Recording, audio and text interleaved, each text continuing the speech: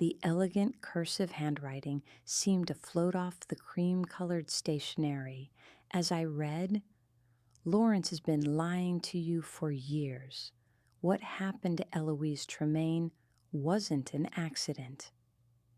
My hands trembled as I sank onto our living room sofa, the leather creaking beneath me like an accusation. Eloise Tremaine, a name I hadn't heard spoken aloud in nearly 7 years, my husband's first wife, the woman whose death had made our marriage possible. The grandfather clock in our foyer chimed 7:30, each resonant note seeming to echo the thundering of my heart. Lawrence would be home in exactly 30 minutes, punctual as always. In our 11 years of marriage, he had never once been late for dinner. Now I wondered how many other routines concealed secrets I had never thought to question. I stared at the note, willing the words to rearrange themselves into something benign, something that wouldn't shatter the carefully constructed life I'd built. Cordelia Nash, Lawrence's executive assistant of 15 years, had always been professional, almost aloof in our limited interactions. What had compelled her to pass me this cryptic message during the company's anniversary gala? The memory of her face flashed before me, the tight, pinched expression, the way her eyes had darted around the crowded ballroom before she leaned close. "Mrs. Harrington," she'd whispered, her breath warm against my ear, "I'm sorry." Then she'd slipped away, disappearing into the sea of colleagues and spouses before I could respond. The front door opened with a soft click, and I jumped, hastily folding the note and tucking it into my pocket. Lawrence's footsteps echoed across the marble entryway, the familiar rhythm suddenly sinister. "Marguerite?" His voice carried from the foyer, warm and rich as aged bourbon. The same voice that had comforted me through miscarriages, that had whispered promises of forever under starlit skies. Could it also be the voice of a man with blood on his hands? "In here," I called, amazed at how steady I sounded when everything inside me was in chaos. He appeared in the doorway, tall and distinguished in his charcoal suit, silver threading elegantly through his dark hair. At 52, Lawrence Harrington commanded respect without effort, his presence filling every room he entered. I had always found comfort in his solidity, his unwavering certainty. Now it felt suffocating. "You left the gala early," he said, loosening his tie as he crossed to kiss my cheek. His cologne, sandalwood and cedar, enveloped me like a memory.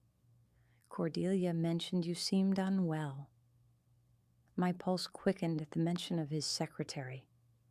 "Did she say anything else?" Lawrence's expression remained placid as he poured himself a glass of scotch from the crystal decanter on the sidebar. "Only that you'd appeared pale."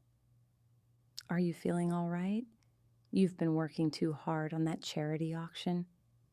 The auction. For a moment, I'd forgotten my role as the devoted wife of Harrington Financial Group's CEO, always busy with philanthropic endeavors that enhanced his corporate image. How quickly 11 years of identity could dissolve with a single note. "I had a headache," I lied, watching him sip his drink. Was he the man I'd married, or someone I'd never truly known? "It's better now." Dinner passed in a haze of small talk and silent, screaming questions. How does one casually inquire whether their husband had something to do with his first wife's death? Eloise Tremaine Harrington had drowned during a sailing trip off the coast of Maine 7 years before I met Lawrence.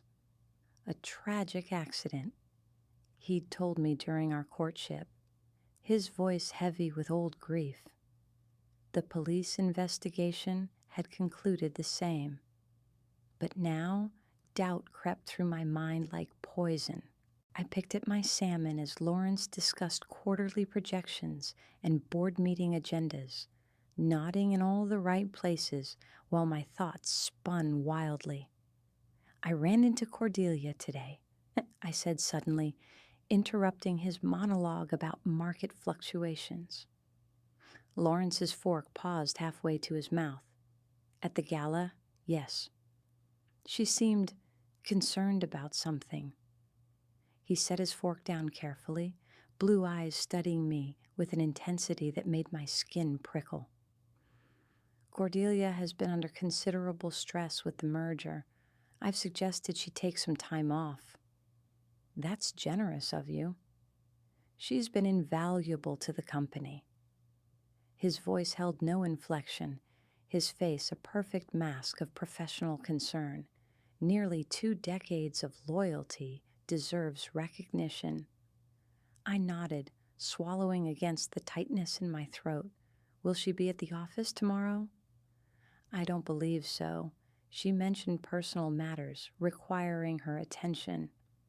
Lawrence resumed eating, the subject apparently closed. How is the planning for the hospital wing dedication coming along?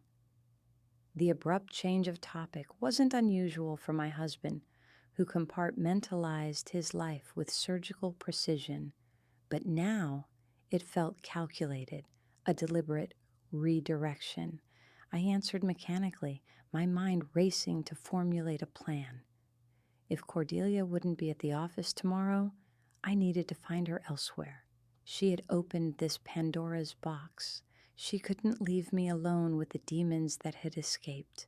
That night, as Lawrence slept beside me, his breathing deep and even, I slipped from our bed and retrieved the note from my dress pocket. In the bathroom, door locked and shower running to mask any sound, I examined the paper more carefully. The stationery was high quality but unmarked. No letterhead, no watermark. The handwriting slanted slightly to the right. The letters pressed deeply into the paper, suggesting urgency or pressure. I needed more information before confronting Lawrence. If Cordelia was telling the truth, my husband was not just a liar, but potentially a murderer. The thought made me physically ill, bile rising in my throat as I leaned against the cool marble counter. If she was lying, but why would she? What could Cordelia possibly gain from destroying my marriage? Sleep eluded me that night, and I rose before dawn, exhaustion weighing on me like a physical presence. Lawrence kissed me goodbye at 7:15, his routine unchanged despite the seismic shifts occurring beneath our carefully maintained surface. I'll be in meetings all day, he said, straightening his tie in the hallway mirror. Don't wait up. As soon as his car disappeared down our long driveway, I went to my home office and opened my laptop. A quick search revealed Cordelia's address, a modest condominium in a nearby suburb. I'd sent Christmas cards there for years, never thinking I'd have reason to visit. The drive took 45 minutes, suburban streets giving way to rows of identical townhomes. Cordelia's unit looked exactly like its neighbors, beige siding and carefully maintained flower beds betraying nothing of the woman who lived inside. I hesitated in my car, doubt suddenly overwhelming me. What if Lawrence had already spoken with her? What if this was some elaborate trap? But the need for answers propelled me forward, up the neat brick path to her front door. My knock echoed in the quiet morning air. No response. I tried again, louder, more insistent. The door remained closed, the windows dark. A neighbor emerged from the unit next door, curious gaze settling on me as she collected her newspaper. Looking for Cordelia? She asked, tucking silver hair behind her ear. I nodded, forcing a smile. I'm Marguerite Harrington, her employer's wife. We had a charity matter to discuss?" The woman's expression shifted subtly. "Haven't seen her since yesterday morning. Left in quite a hurry, suitcases and all. Said something about a family emergency." My stomach tightened. Did she mention where she was going? "Sorry, dear. Oh, we're not close." She hesitated, seeming to debate whether to continue. Though it did strike me as odd. In the 5 years she's lived here, I've never known her to mention family at all. I thanked her and returned to my car, a cold dread settling over me. Cordelia had disappeared immediately after giving me the note. Whatever she knew, or thought she knew, about Eloise's death had frightened her enough to flee. Back home, I searched for information about Eloise Tremaine Harrington. The local newspaper archives contained several articles about her death. A sailing accident on a clear summer day. Her body recovered by the Coast Guard after her empty boat was found drifting. The investigation had ruled it accidental drowning, noting that she'd been alone on the boat and wasn't wearing a life jacket. Lawrence had been at a conference in Chicago at the time, his alibi confirmed by dozens of witnesses. Nothing in the official record suggested foul play. But something had convinced Cordelia otherwise. Something significant enough to risk her career and possibly her safety. I found myself staring at a photograph accompanying one of the articles. Eloise at a charity event, her smile brilliant against sun-kissed skin, chestnut hair swept into an elegant updo. She had been beautiful in a classical way, her features refined and symmetrical. I had seen photographs of her before, of course, in the early days of my relationship with Lawrence, but he had put them away after our engagement, explaining gently that he wanted to focus on our future, not his past. Had it been consideration for my feelings, or something darker? The doorbell interrupted my thoughts, startling me so badly I closed the laptop with a snap. Through the peephole, I saw a familiar figure, Thalia Harrington, my stepdaughter, her copper hair gleaming in the afternoon sun. At 28, she was only 8 years younger than me, a fact that had made our relationship awkward from the beginning. I opened the door, forcing warmth into my expression. "Thalia, what a surprise. Your father's not home. I came to see you, actually." She stepped past me into the foyer, unwinding a silk scarf from her neck. "We need to talk, Marguerite." Something in her tone sent warning signals through my body. Thalia and I maintained a polite distance, connected by Lawrence, but never truly close. She had been 20 when her mother died, a junior in college. By the time Lawrence introduced me 2 years later, she had graduated and moved to Boston to begin her career in publishing. Our interactions were limited to holidays and occasional family dinners, each of us playing our assigned roles with practiced civility. "Of course," I said, leading her to the sitting room. "Can I get you anything? Tea? Wine?" "This isn't a social call." Thalia remained standing, her posture rigid. "Cordelia Nash called me last night." The floor seemed to tilt beneath me. I sank onto the sofa, fingers digging into the cushions. What did she want? Thalia's green eyes, so like her father's, studied me with unnerving intensity. "She said she'd given you information about my mother's death. She wanted to know if I was safe." "Safe? From what?" "That's what I'm here to find out." She finally sat, perching on the edge of an armchair like a bird ready to take flight. "What exactly did Cordelia tell you?" I hesitated, uncertain how much to reveal.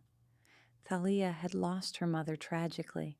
I couldn't bear to add to her pain without certainty. "She left me a note suggesting your mother's death might not have been an accident. Thalia didn't look surprised. Instead, a curious expression of validation crossed her features. I've suspected as much for years. My breath caught. What do you mean? My mother was an expert sailor. She grew up on the water, raced competitively in college. The idea that she'd fall overboard without a life jacket was ludicrous. Thalia leaned forward, her voice dropping. But everyone was so quick to accept the accident narrative. Everyone except me. Did you share your concerns with the police? A bitter laugh escaped her. I was a grieving 20-year-old. They patted my head and said, trauma can make us search for meaning where there is none. Her expression hardened, but I knew my mother, and I knew something wasn't right. And your father? Did you talk to him about your suspicions? Thalia's gaze dropped to her hands, now twisted tightly in her lap. I tried once. He shut down completely, told me I was dishonoring her memory by inventing conspiracy theories. We didn't speak for months afterward. I thought of Lawrence's carefully compartmentalized grief, how he spoke of Eloise rarely and always, with a distant respect that betrayed little emotion. At the time, I'd attributed it to healing, to his desire to move forward with our life together. Now I wondered what truths lay beneath that controlled surface. Why would Cordelia reach out now, after all these years?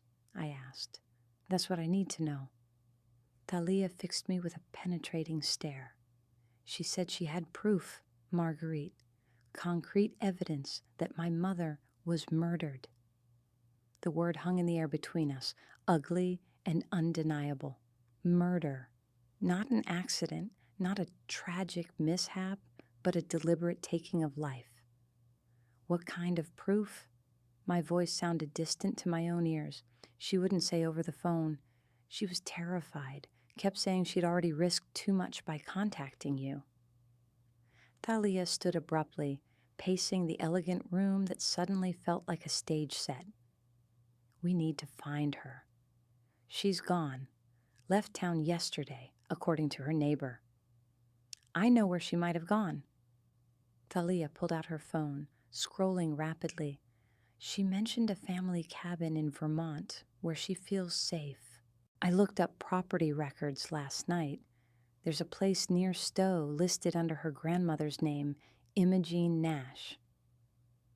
The decisive way Thalia had pursued this information impressed me, despite my shock. In that moment, I saw not the standoffish stepdaughter I'd tiptoed around for years, but a determined young woman seeking justice for her mother. You want to drive to Vermont based on a property record and a frightened phone call? Even as I said it, I knew I would go. The need for truth had already taken root inside me, growing with each revelation. I want answers, Thalia said simply. Don't you? 4 hours later, we were heading north on the interstate, neither of us having bothered to inform Lawrence of our impromptu road trip.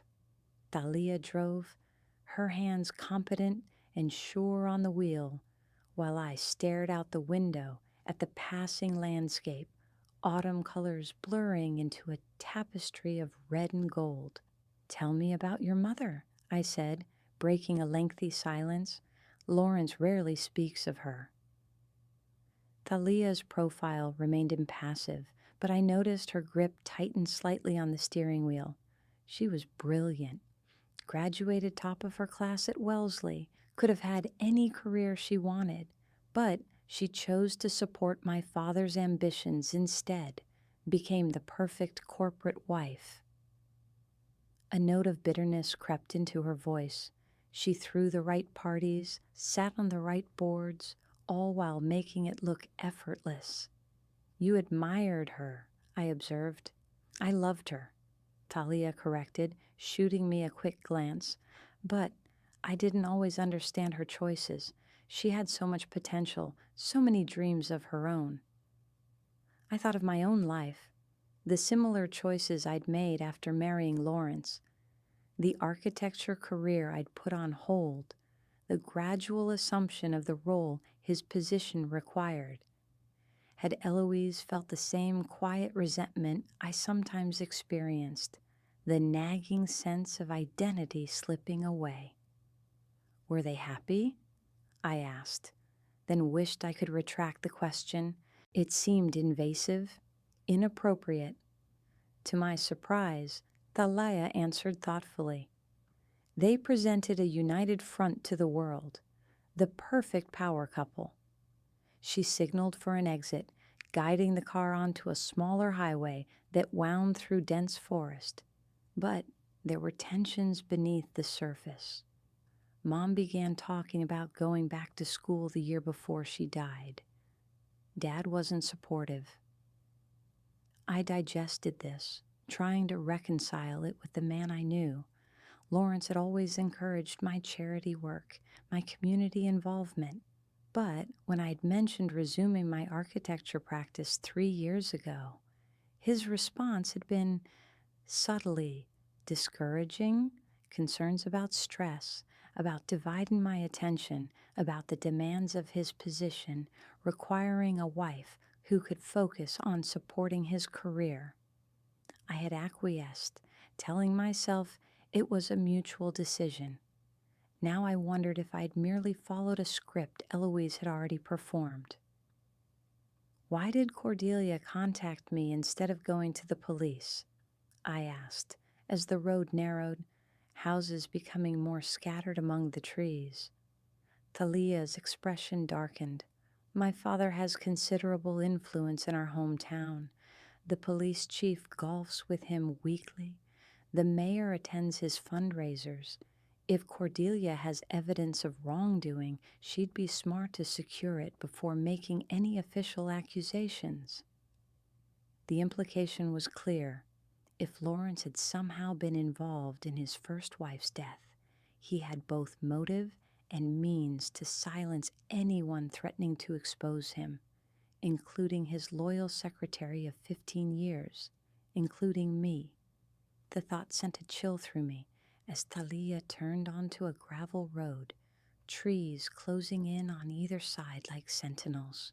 What would happen when Lawrence discovered I was investigating his past?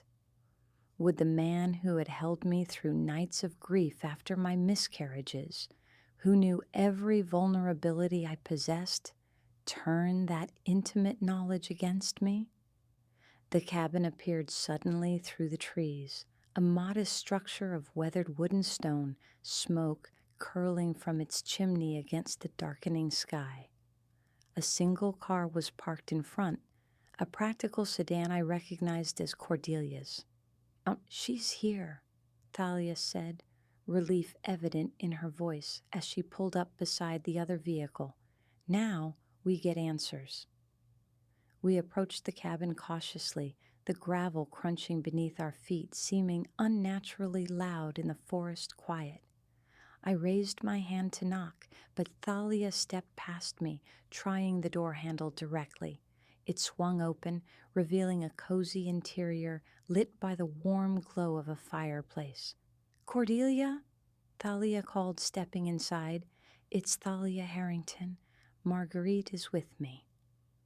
No response.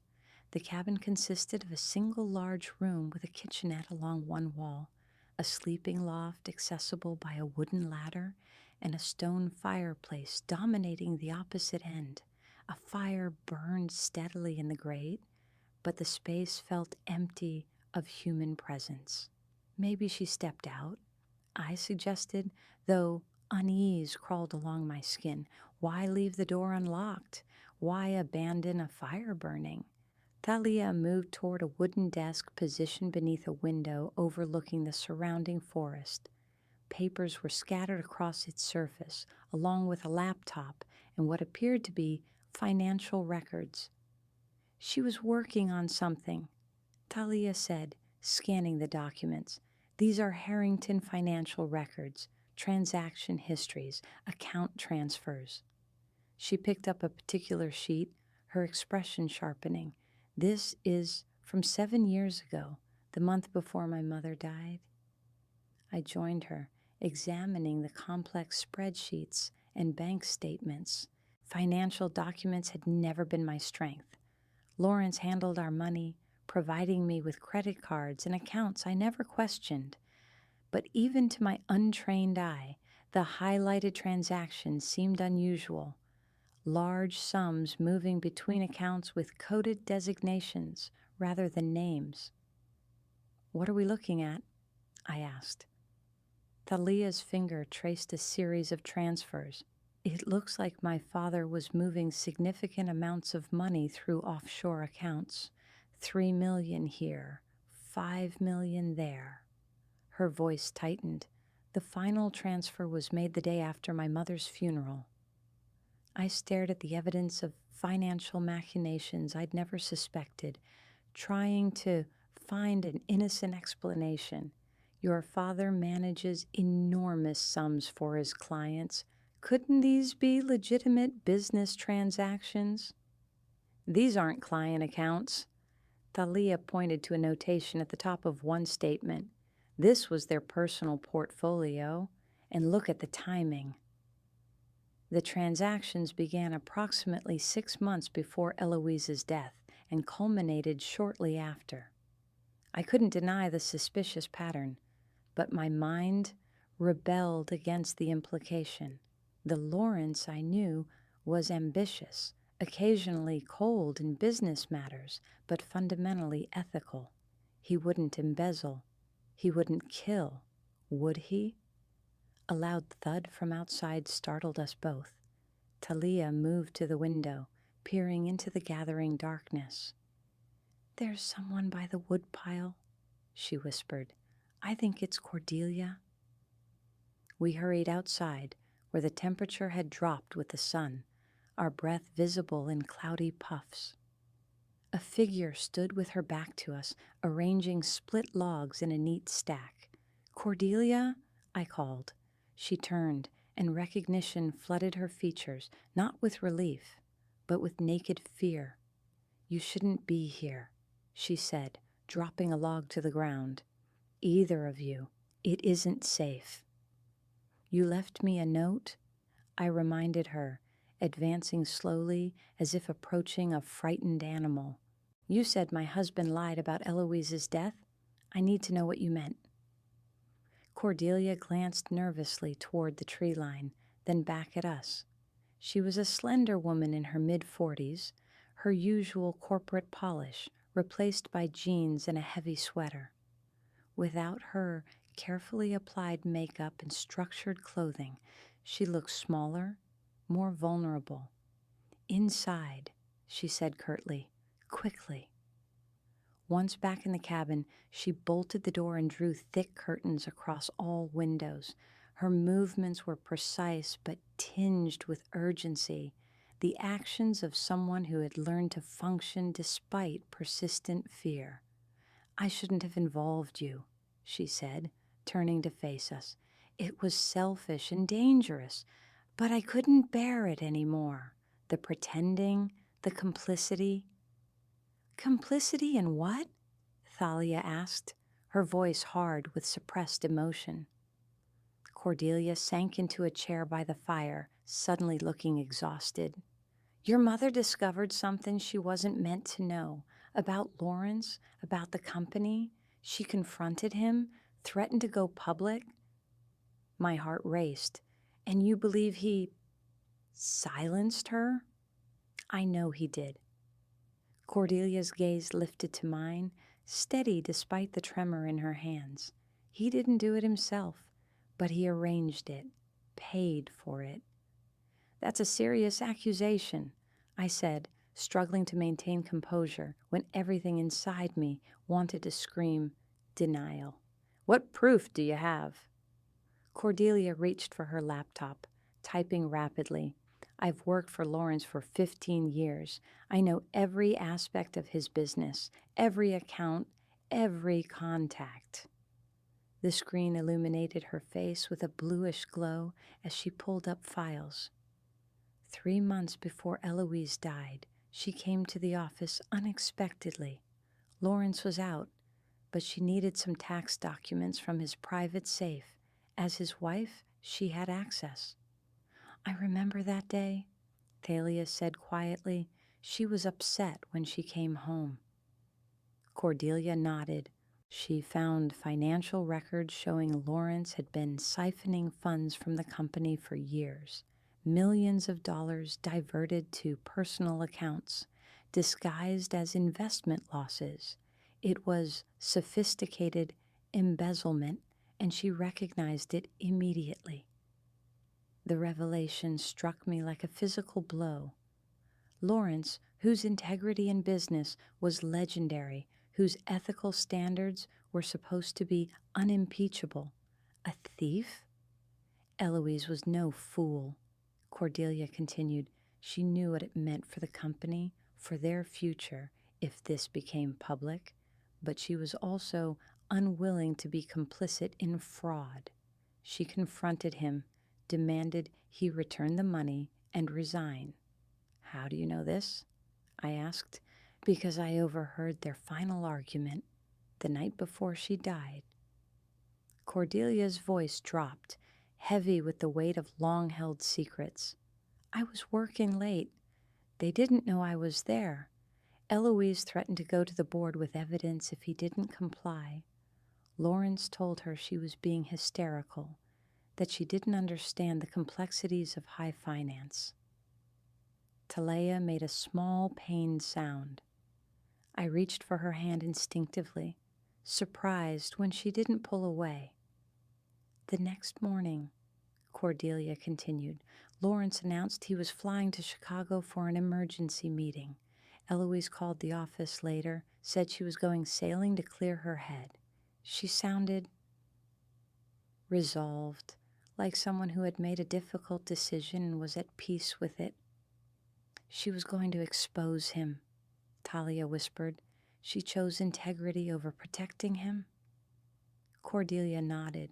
2 days later, she was dead. Lawrence returned from Chicago, appropriately devastated, the perfect grieving widower. But I had my suspicions. Suspicion isn't proof, I said, though my certainty was crumbling with each revelation. No, but this is. Cordelia turned her laptop toward us. On the screen was an email thread, dated the week before Eloise's death. The messages were between Lawrence and a name I didn't recognize, Victor Kozlov, discussing payment terms for an unspecified service. Victor Kozlov was a Russian with a very particular skill set, Cordelia explained, her clinical tone at odds with the horrific implication. He disappeared after Eloise's death, relocated to South America with a new identity and a suddenly lavish lifestyle. My father hired someone to kill my mother? Thalia's voice broke, the composed facade finally cracking. The transfers you found were the payment, I realized, the sickening pieces falling into place, laundered through multiple accounts to hide their origin. Cordelia nodded grimly. Eloise's death was arranged to look like an accident. Victor had maritime experience. He knew how to make it appear that she had simply fallen overboard. Why come forward now, after 7 years? I asked, struggling to process the horror of what she was describing. Cordelia's expression shifted, guilt replacing fear. I suspected, but I didn't know for certain. I told myself I could have misinterpreted, that coincidences happen. I stayed quiet, watched Lawrence rebuild his life with you. Her gaze met mine, apologetic yet defiant. But last month, I found confirmation while organizing his personal files, a thumb drive hidden in a false bottom of his desk drawer, containing all the correspondence with Victor, the original embezzlement records, everything. You took it? Talia said, not a question but a statement of fact. I copied it. Cordelia gestured to her laptop. Every incriminating document, every transaction, every communication that proves Lawrence Harrington had his wife murdered to protect himself from exposure as a fraud. The weight of this truth pressed down on me, making it difficult to breathe. The man I had loved, had built a life with, had willingly caused the death of a woman he had once promised to cherish. Had he ever loved either of us, or were we simply convenient facades for his public image? The thought that I had shared my body, my dreams, my deepest vulnerabilities with such a monster made me physically ill. He knows, Cordelia said suddenly, her attention returning to her laptop screen. The thumb drive is missing from his desk. He called me this morning, asking if I'd seen it during cleaning. His voice was wrong. A chill ran through me. That's why you ran. She nodded. And why you both need to leave. Now. He'll realize I took it, and he'll come looking. If he discovers you're involved. The unfinished sentence hung in the air, its implications clear. If Lawrence had arranged one wife's death to protect his secrets, what would stop him from doing it again? We need to take this to the authorities, Talia said, her shock giving way to determination. With this evidence, not local police, Cordelia interrupted. As you said, your father has too much influence there. I've been in contact with a federal prosecutor who specializes in financial crimes. He's meeting me tomorrow in Burlington. Then we'll come with you, I decided, surprising myself with the firmness in my voice. The three of us together will be more credible than one frightened secretary. Thalia nodded in agreement, but Cordelia looked unconvinced. It's safer if you both return home. Pretend you know nothing until the arrest is made. Lawrence is dangerous, but he's not omniscient. If you act normally... A crunch of gravel outside silenced her. We froze, straining to hear over the crackle of the fireplace. Another sound followed, the unmistakable closing of a car door, deliberately quiet.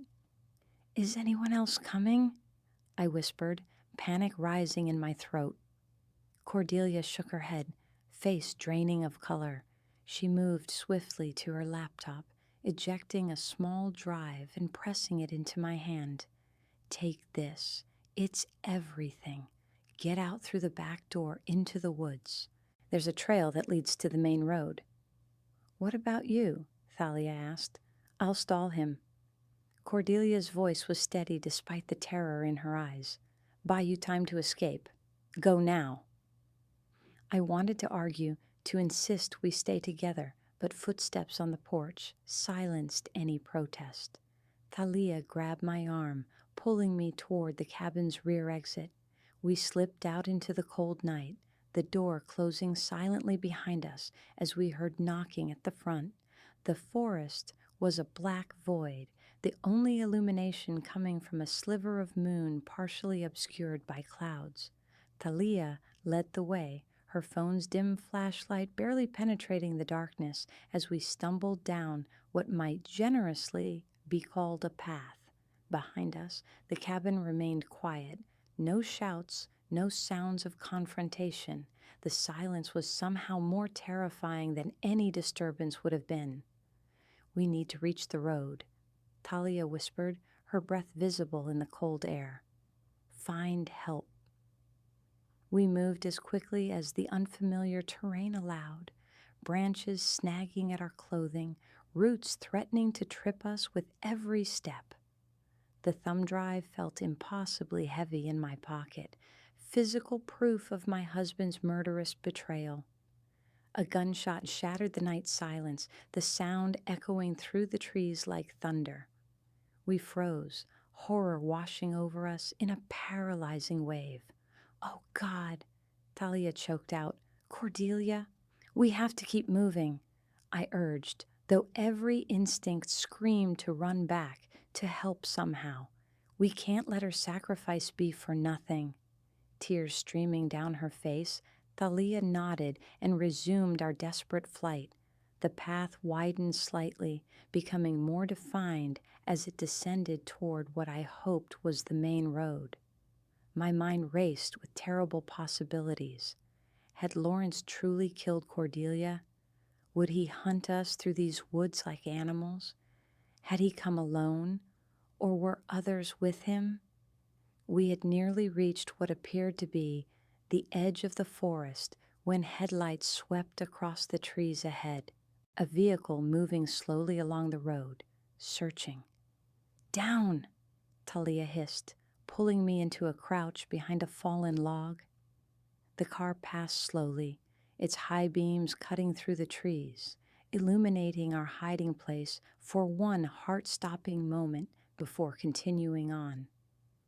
In that brief flash of light, I recognized the vehicle, Lawrence's Range Rover, its distinctive silhouette unmistakable. "He's between us and help," I whispered when the lights had disappeared around a bend. "We can't risk the road." "Then we go deeper," Thalia decided, turning away from our original destination. "There must be other houses, other people." We changed direction, moving parallel to the road, but keeping well within the cover of trees. The temperature was dropping rapidly, our breath clouding around us, fingers growing numb in the autumn chill.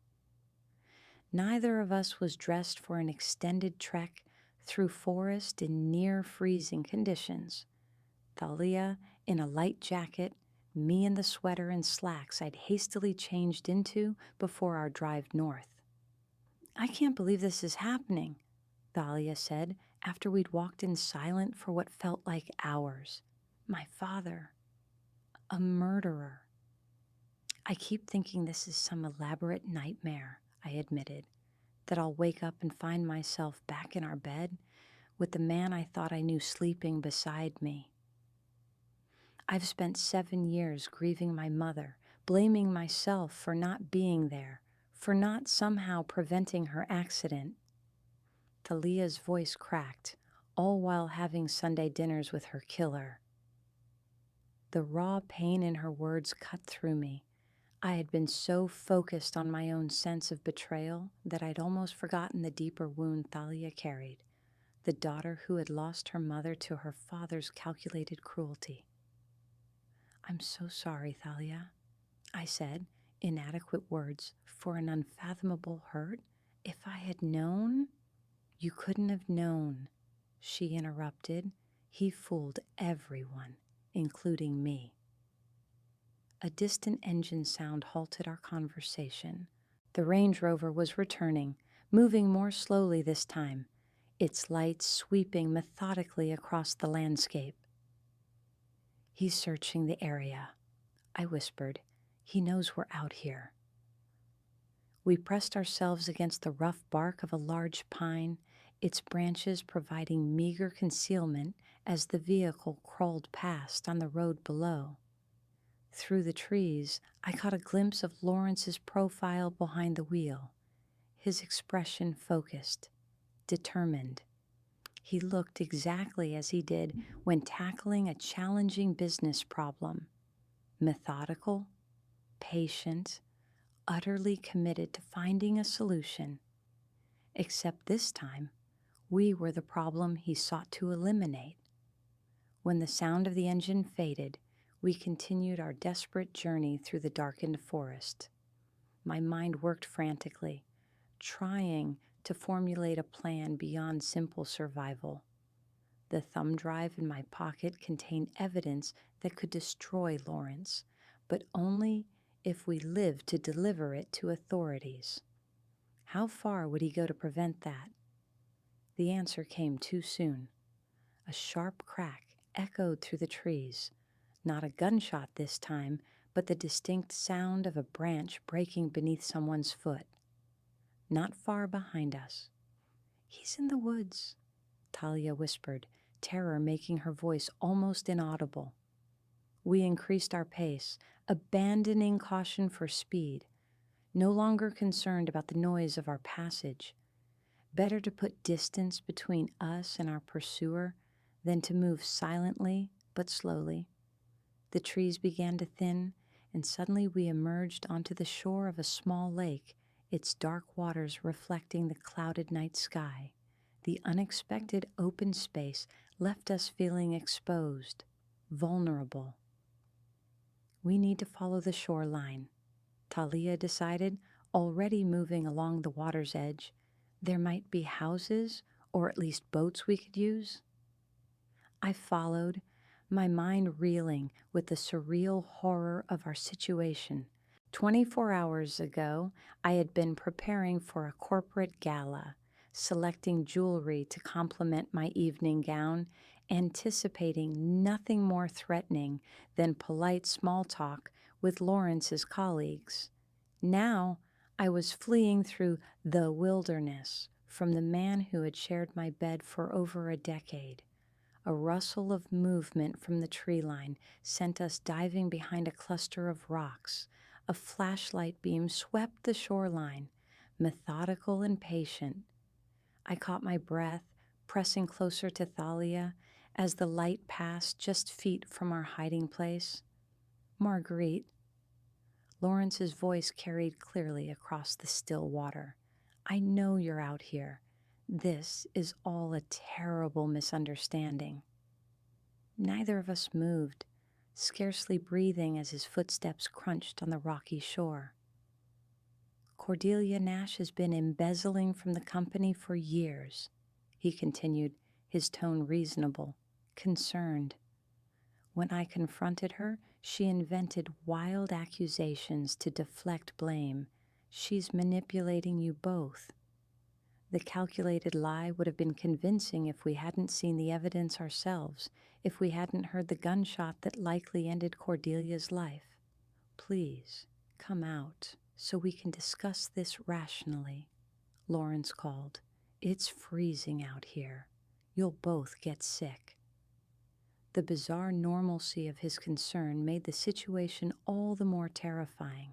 Here was the man who had arranged his first wife's murder, who had likely just killed his secretary, expressing worry about us catching cold. His footsteps moved closer to our hiding place, the beam of his flashlight sweeping back and forth with methodical precision. I held my breath, pressing myself against the cold stone, willing my hammering heart to quiet.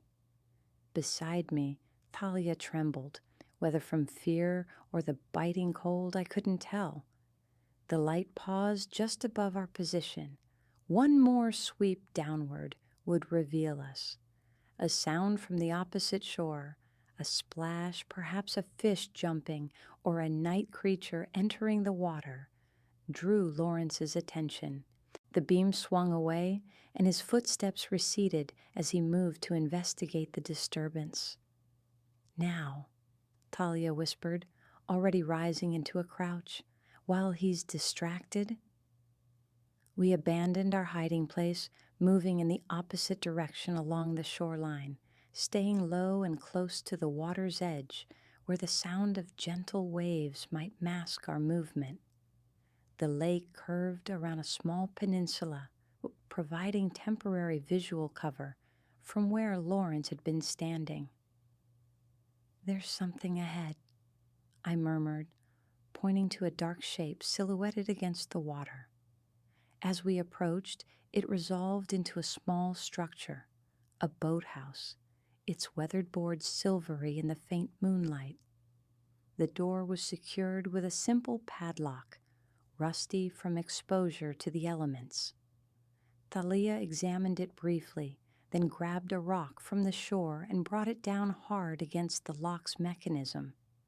It took 3 strikes before the aged metal gave way, the lock falling open with a protesting creak. Inside, the small space smelled of damp wood and old fish.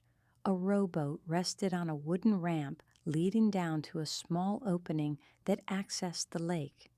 Oars hung on the wall beside fishing equipment, and life vests long abandoned to spider webs and dust. We can use the boat, Talia said, already moving to the wall to retrieve the oars. Cross to the other side. Find help. I helped her maneuver the craft down the ramp and into the water, the gentle splash seeming unnaturally loud in the quiet night. As Thalia climbed in, I cast a nervous glance back toward where we had last seen Lawrence. No flashlight beam was visible, no sound of pursuit. Had we lost him? Just as I was about to step into the boat, a voice froze me in place.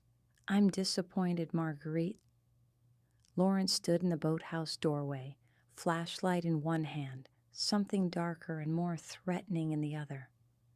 "I expected better judgment from you." Thalia scrambled for an oar, raising it defensively. Lawrence's laugh was soft, almost gentle. "Put that down, Thalia. You don't want to threaten your father." "You're not my father," she spat, the oar still raised. "My father wouldn't have murdered my mother." Lawrence sighed, his expression one of pained patience. "Is that what Cordelia told you? That I killed Eloise? Such a convenient narrative for a woman trying to cover her own crimes." "We saw the evidence," I said, finding my voice at last. "The transfers to offshore accounts, the correspondence with Victor Kozlov." A flicker of genuine surprise crossed his features before his mask of control reasserted itself. So, Cordelia was more thorough than I gave her credit for. Still, evidence can be manipulated, context removed. Did she show you the documents revealing her own embezzlement? The hundreds of thousands she's been skimming for years? "Stop lying," Talia demanded. "You had Mom killed because she discovered you were stealing from the company, because she was going to expose you." Lawrence's expression hardened. "Your mother made emotional decisions without understanding the complexities of the situation. The money wasn't stolen, it was reallocated to protect the company during a difficult period. If she had gone public with her misguided accusations, thousands of employees would have lost their livelihoods. Clients would have lost millions." The casual way he justified his actions, embezzlement, murder, as necessary business decisions sent ice through my veins. This was the man I had married, had loved, had planned to grow old beside. A man capable of weighing a human life against corporate interests and finding it wanting. "You don't actually believe that," I said, studying the stranger before me. "You're not protecting employees or clients. You're protecting yourself, your reputation, your freedom." "They're one and the same." Lawrence stepped further into the boathouse, the gun now clearly visible in his hand. "I am Harrington Financial. Without me, it collapses. Sometimes difficult choices must be made for the greater good." "Like killing Cordelia?" Thalia's voice shook with rage. "Was that for the greater good, too?" A flicker of something, regret, irritation, crossed Lawrence's face. Cordelia forced my hand. "Just as you're doing now."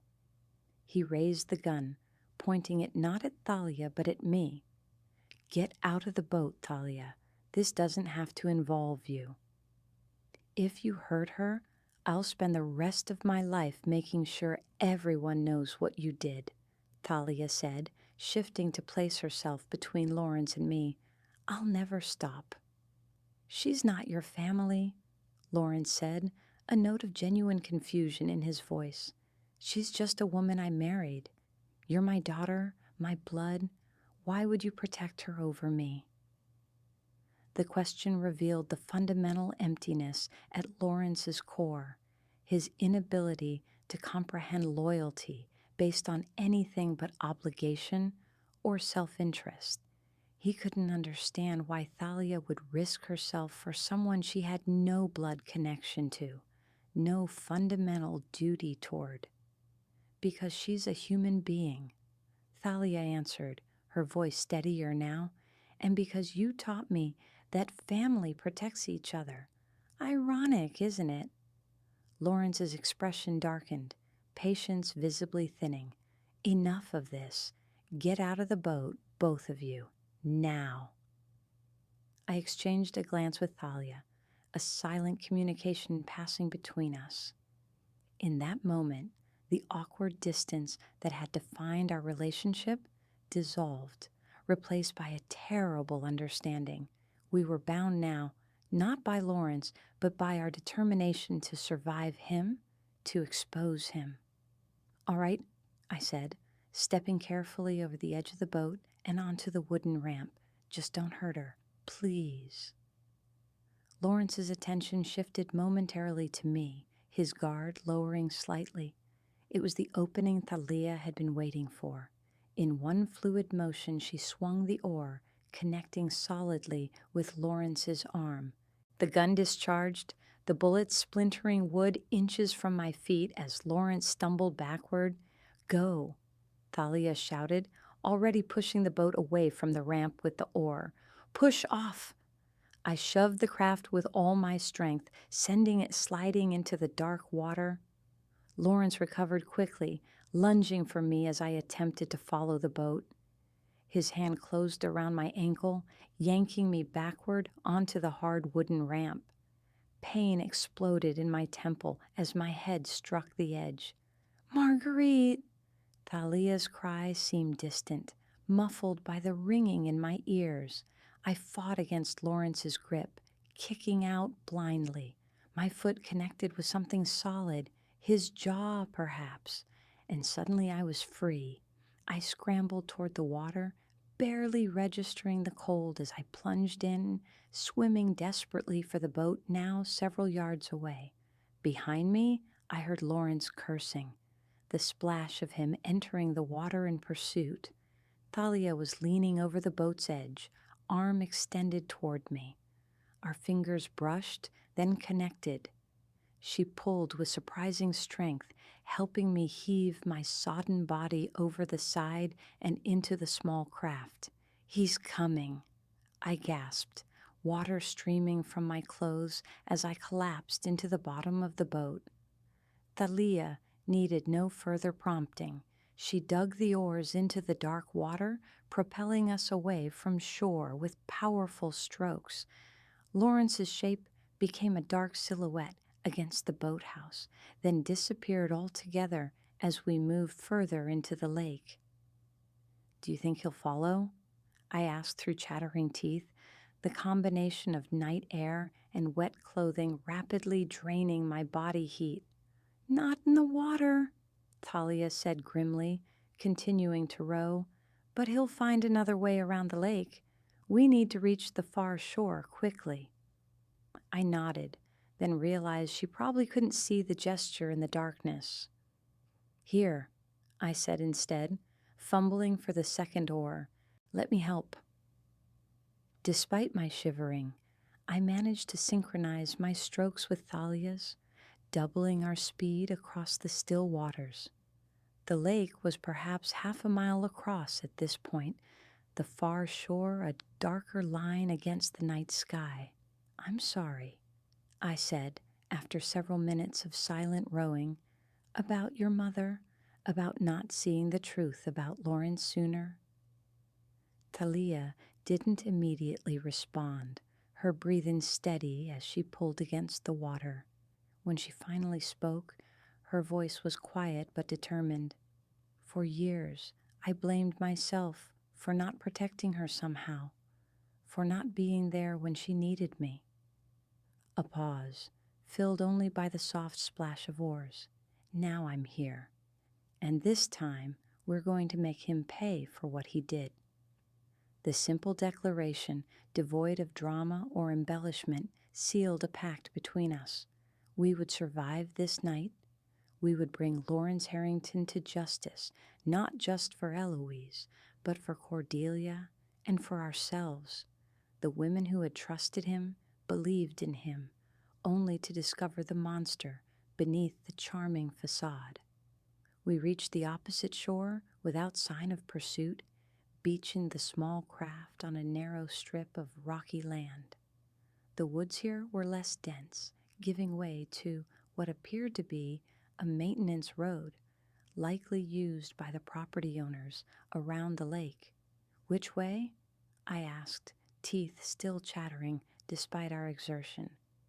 My wet clothes clung to my body, each gust of wind cutting through to my skin like knives. Thalia scanned our surroundings, then pointed to where the road curved upward through the trees. That should lead to the main road eventually. We need to find a house, a phone. We set off, moving as quickly as my waterlogged condition would allow.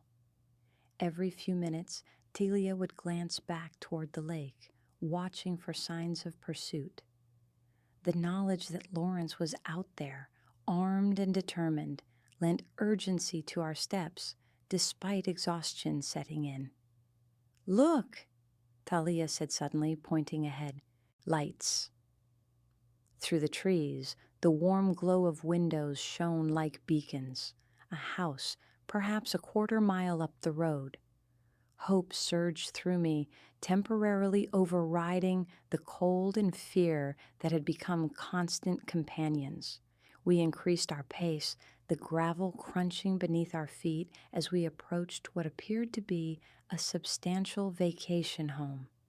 Lights shone from several windows, and a car was parked in the circular drive, signs of occupation that had never seemed so welcome. "Be careful," I cautioned as we neared the property. "Lawrence could have reached here before us." Talia nodded, slowing her approach as we reached the edge of a manicured lawn. The house was modern, all glass and stone, its expansive windows offering views of the lake below. Through those windows, we could see a couple moving about what appeared to be a kitchen, ordinary evening activities, unfolding in blissful ignorance of the drama playing out around them. We approached cautiously, constantly scanning our surroundings for any sign of Lawrence. The doorbell, when Thalia pressed it, elicited a melodious chime audible even from outside. Moments later, a man in his 60s appeared, surprise evident on his face as he took in our bedraggled appearance through the glass panel beside the door. "Help us!" Talia called through the door. "Please, someone's trying to kill us." The man hesitated, understandably wary of strangers appearing at his isolated home with wild claims. A woman joined him, peering out with equal parts concern and suspicion.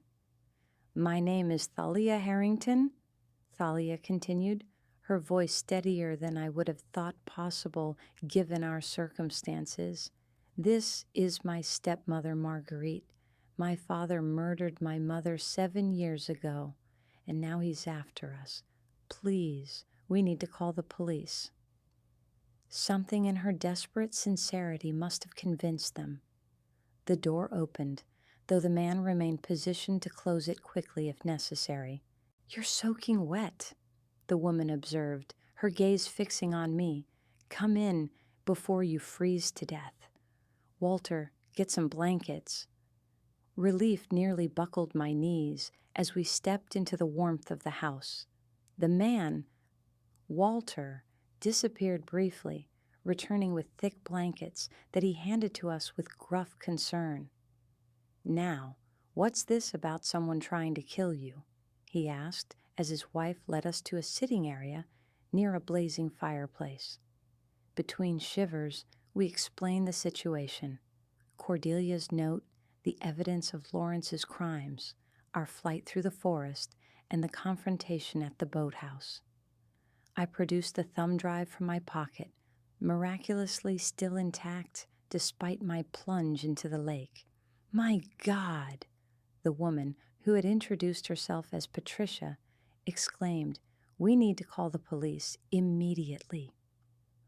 Walter was already reaching for a landline phone when headlights swept across the front windows. A vehicle was pulling into the driveway. "That could be him," Talia said, tension returning to her body despite the warmth of the fire and blankets. "Is there somewhere we can hide?" Patricia led us quickly to a pantry off the kitchen, its deep shelves providing concealment, if not security. "Stay here," she whispered. "Walter will handle this." Through the slatted door, we watched as Walter approached the front entrance, phone still in hand. The doorbell rang, and he answered it with a casual confidence I envied. "Can I help you?" His voice carried clearly to our hiding place. "Good evening. I apologize for the late intrusion." Lawrence's voice, cultured and controlled as always, sent ice through my veins despite the blanket wrapped around my shoulders. "I'm looking for my wife and daughter. They went hiking earlier and haven't returned. I'm concerned they might have gotten lost in the woods." "Haven't seen anyone," Walter replied, his tone convincingly indifferent. "Just my wife and me up here this weekend. Perhaps I could come in, use your phone to call the ranger station. My cell service is spotty up here." "No need. I can make the call for you," Walter countered smoothly. "What's your name and where are you staying?" A pause, during which I imagined Lawrence calculating his options. "Lawrence Harrington. We're at a cabin about 2 miles around the lake." "I'll let them know to check in that area," Walter said, his hand visibly tightening on the phone he still held. "They might suggest you return to your cabin in case your family finds their way back while you're out searching." Another pause, longer this time. "Perhaps you're right. Thank you for your assistance." The exchange seemed to be concluding peacefully when a drop of water fell from my hair, pattering audibly on the hardwood floor outside our hiding place. Lawrence's head turned sharply toward the sound, his gaze narrowing as he scanned the interior, visible from his position at the threshold. "Actually, I believe my family might already be here," he said, his voice hardening. "Marguerite? Thalia? This has gone far enough." Walter stepped more fully into the doorway, blocking Lawrence's view. "Sir, I've already told you, there's no one here but my wife and me. Now please leave before I call the authorities for trespassing." "Move aside." The polite veneer had vanished from Lawrence's voice, replaced by cold command. "I know they're here." "Walter?" Patricia called from within the house, her voice steady despite the tension. "Is everything all right? Should I call Sheriff Dawson?" The mention of local law enforcement seemed to give Lawrence pause. He still believed in his ability to control situations through his wealth and influence, but direct confrontation with authorities presented complications he preferred to avoid. "That won't be necessary," he said, forced pleasantness returning to his tone. "I apologize for the disturbance. I'll continue my search elsewhere." Walter remained in the doorway until Lawrence had returned to his vehicle and driven away, headlights disappearing down the winding drive. Only then did he close and lock the door, his shoulders sagging with visible relief. "He's gone, for now," he called to us, "but I doubt he's given up. I'm calling the police." We emerged from our hiding place, grateful beyond words for these strangers who had not only taken us in, but had stood between us and a murderer without hesitation. "Thank you," I said, the words woefully inadequate for what they had risked. "He's dangerous, more than you know." Walter was already dialing, his expression grim. I gathered that much from the gun poorly concealed under his jacket. Stupid of him to think I wouldn't notice? Within 30 minutes, the isolated vacation home had transformed into an impromptu command center. Local police arrived first, followed by state troopers alerted to the potential presence of an armed suspect in their jurisdiction.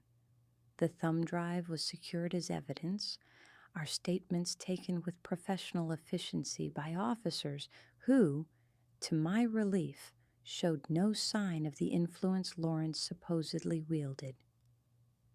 "We've issued an APB for Lawrence Harrington," the lead detective informed us as dawn began to lighten the eastern sky. "All roads out of the area are being monitored. We've also dispatched officers to the Nash cabin to check on Ms. Nash." The grim set of his mouth told me what they expected to find. Cordelia, who had sacrificed herself to give us a chance to escape with the evidence. Cordelia, who had carried the burden of knowledge for 7 years before finally finding the courage to act. "What happens now?" Thalia asked, exhaustion evident in every line of her body despite the determination that still animated her features. "You'll both be taken to a secure location while we conduct the investigation," the detective explained. "Until Harrington is in custody, we have to assume you remain at risk." I nodded, accepting this new reality, a life defined by caution, by looking over my shoulder, by the knowledge that the man I had loved wanted me dead. "Will it be enough?" I asked, indicating the thumb drive now sealed in an evidence bag, "to convict him?" "For financial crimes, almost certainly," the detective said. "For murder, that depends on what else we find. If we can locate this Victor Kosloff, if he can be persuaded to testify against Harrington in exchange for leniency." "And if not?" Thalia pressed. The detective's expression was sympathetic but honest. "Then we build the strongest case we can with what we have. Sometimes justice takes time, Ms. Harrington, but it does come."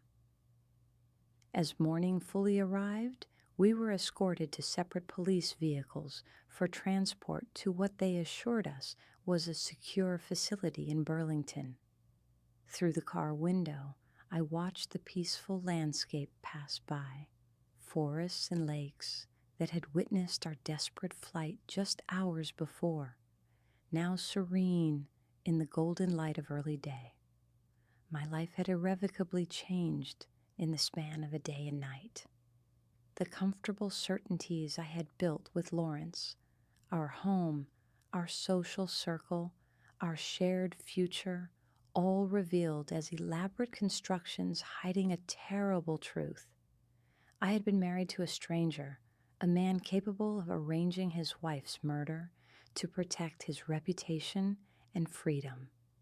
What struck me most powerfully, sitting in that police car, wrapped in a borrowed blanket, was not the shock of discovery, but the insidious nature of willful blindness.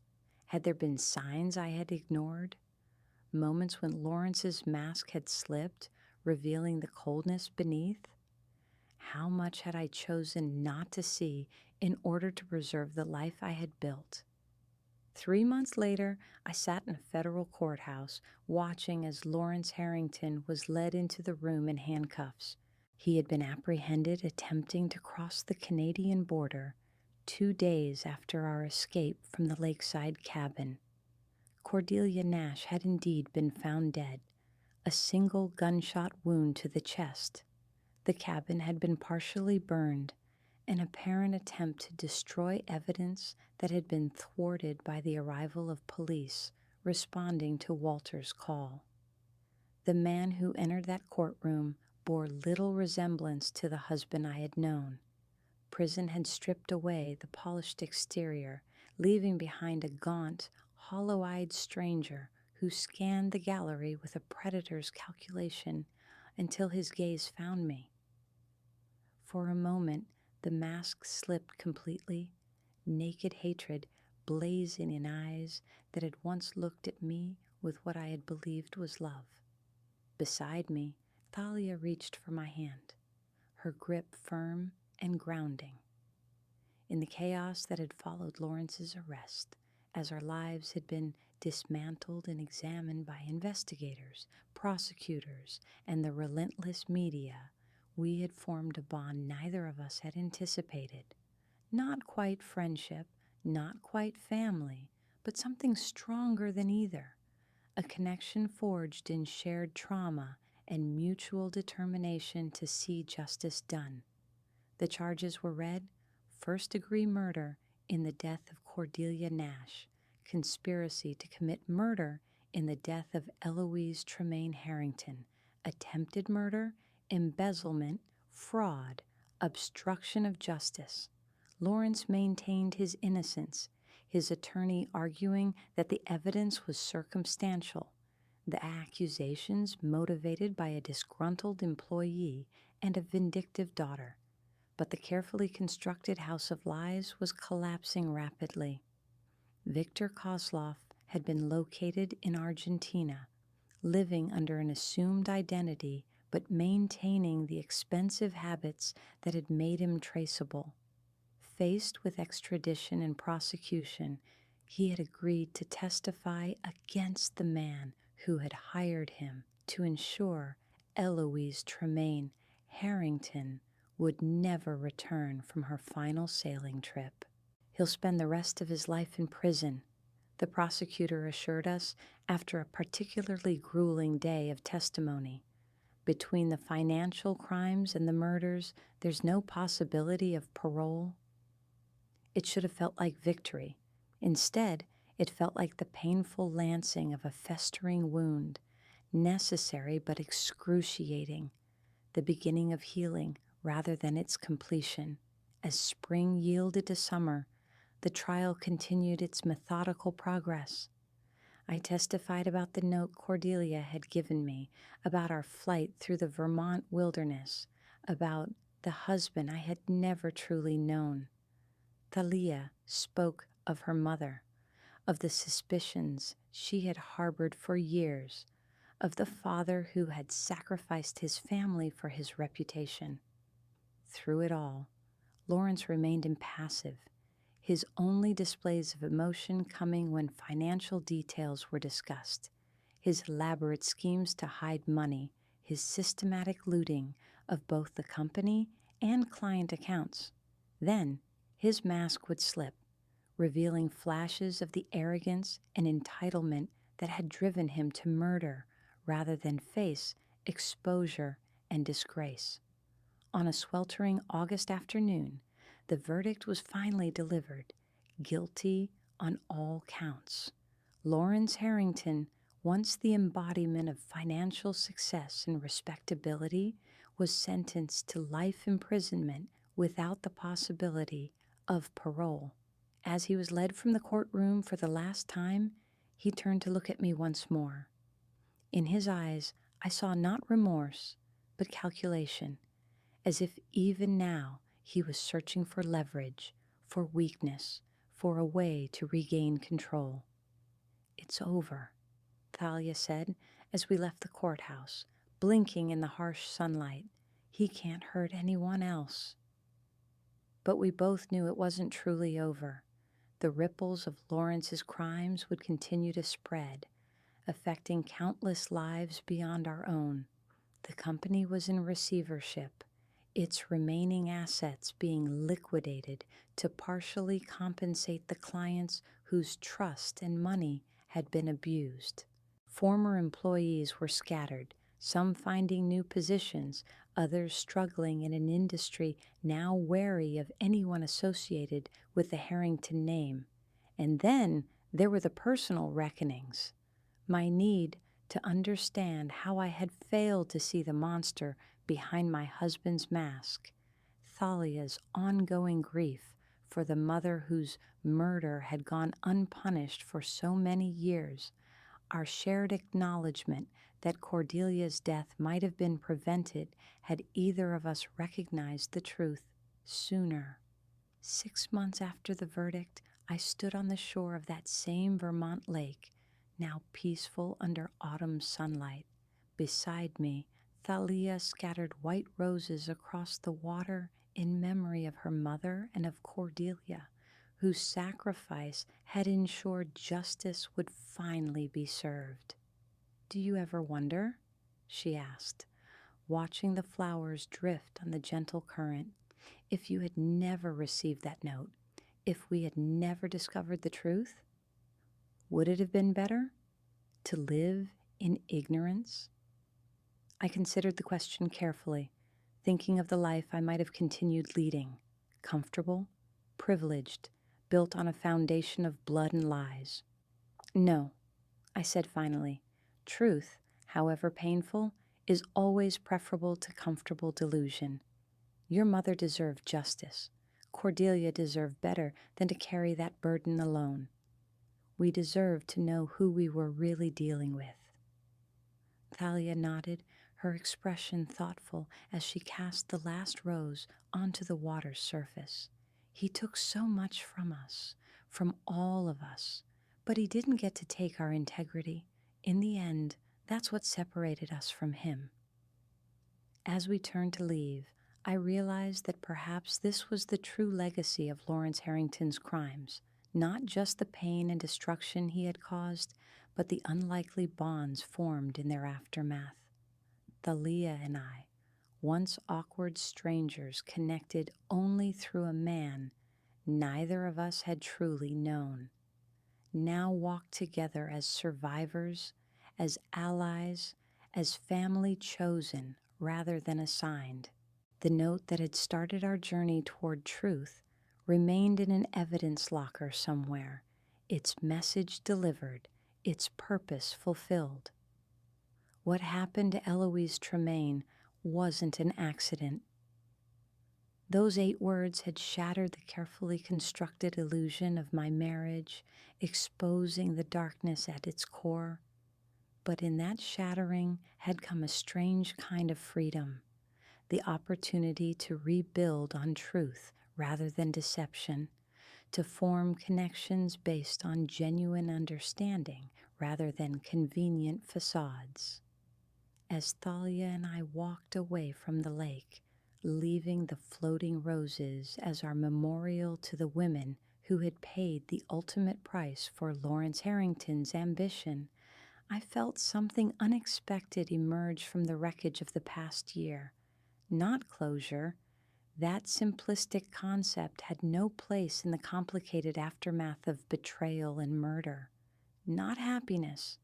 Too soon, too glib for the weight we carried. But perhaps something more valuable. Authenticity.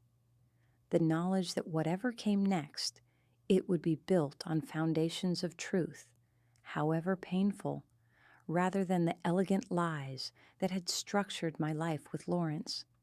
The note that had once filled me with horror had ultimately led me towards something I hadn't known I was seeking, a life stripped of pretense, rich with genuine connection, and strong enough to withstand even the most devastating revelations. For that unexpected gift, amid all the trauma and loss, I found myself oddly grateful to Cordelia Nash and her final courageous act of truth-telling.